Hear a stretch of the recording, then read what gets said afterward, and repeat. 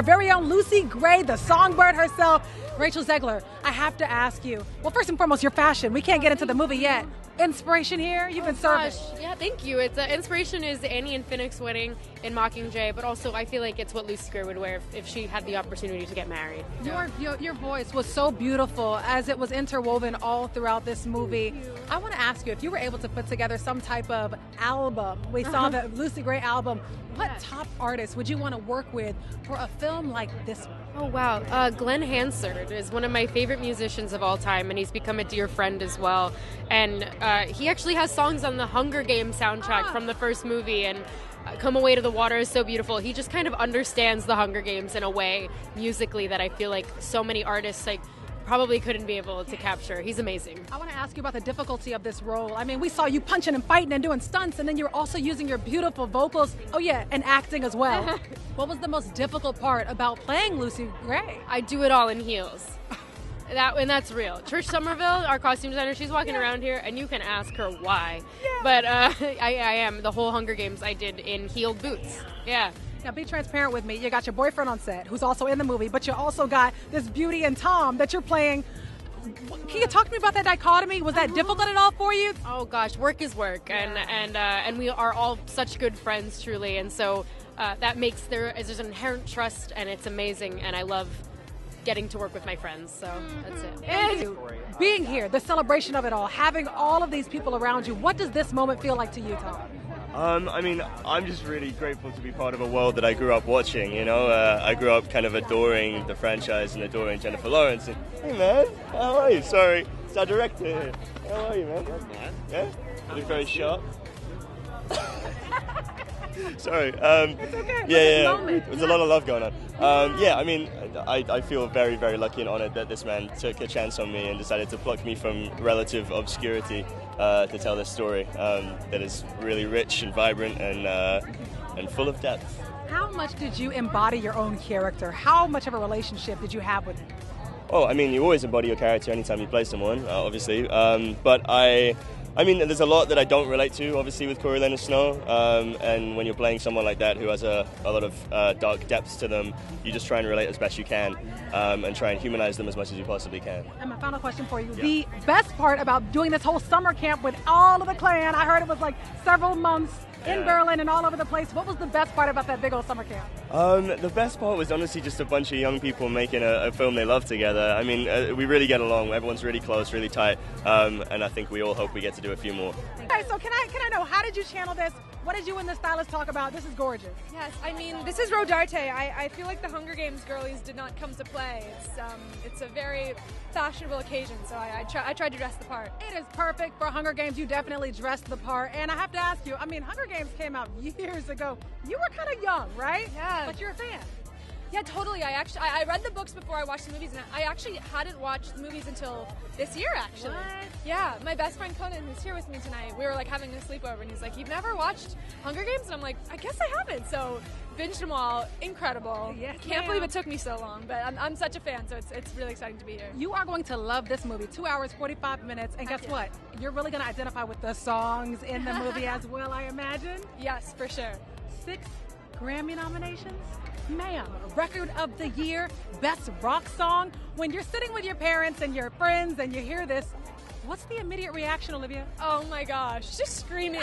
You know, my mom, I was with my mom when they announced it. She's just crying. Really? And I'm with my best friend. Yeah, it was so exciting. Best rock song too was incredible. I was so excited about that. So yeah, I'm just I'm living the dream. Couldn't be more grateful. Can you give us an E-News exclusive with that tour coming up? What can your fans from E-News truly expect, and why should they come, even though they're like, oh, we already got our tickets? Haha, you know, it's really fun. I'm trying to lean into the sort of rockier elements, so I'm hoping people will be able to jump up and down and scream a few songs. Wait a minute, will this be like a bad gal, like a kind of a bad gal era for Olivia Rodrigo? Oh my God.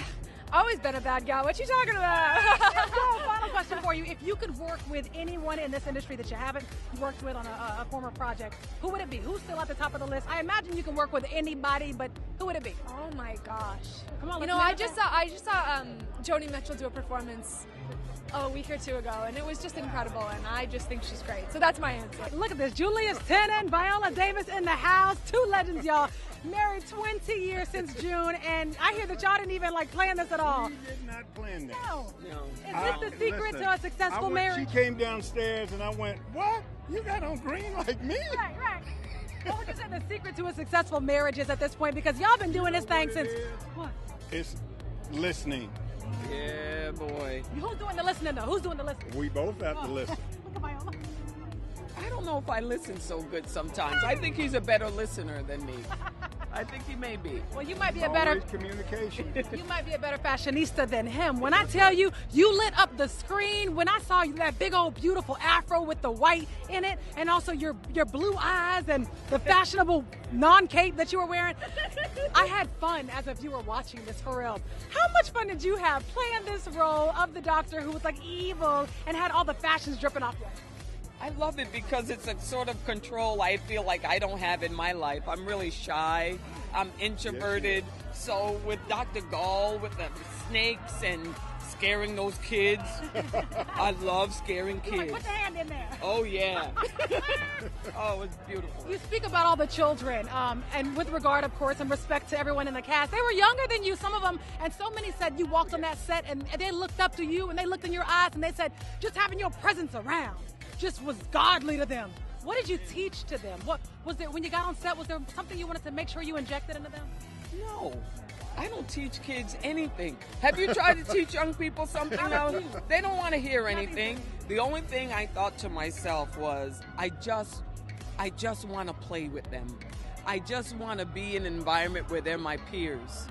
And then I love just scaring the crap out of them, just shocking them. What were you doing to them?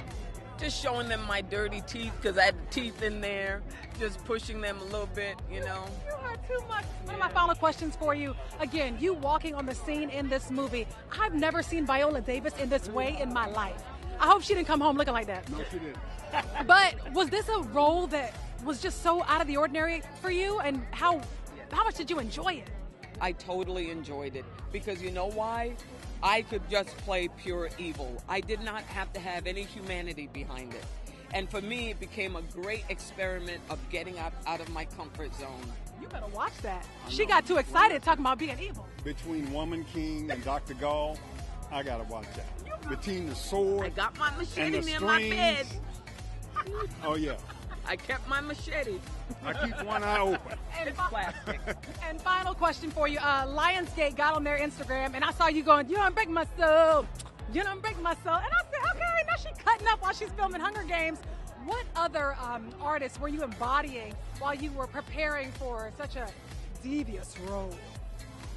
Besides our girl, Beyonce. Because I know you love her. We love her. I wasn't embodying anybody. Listen, whenever you do a role, you're on survival mode. I was just trying to embody, me.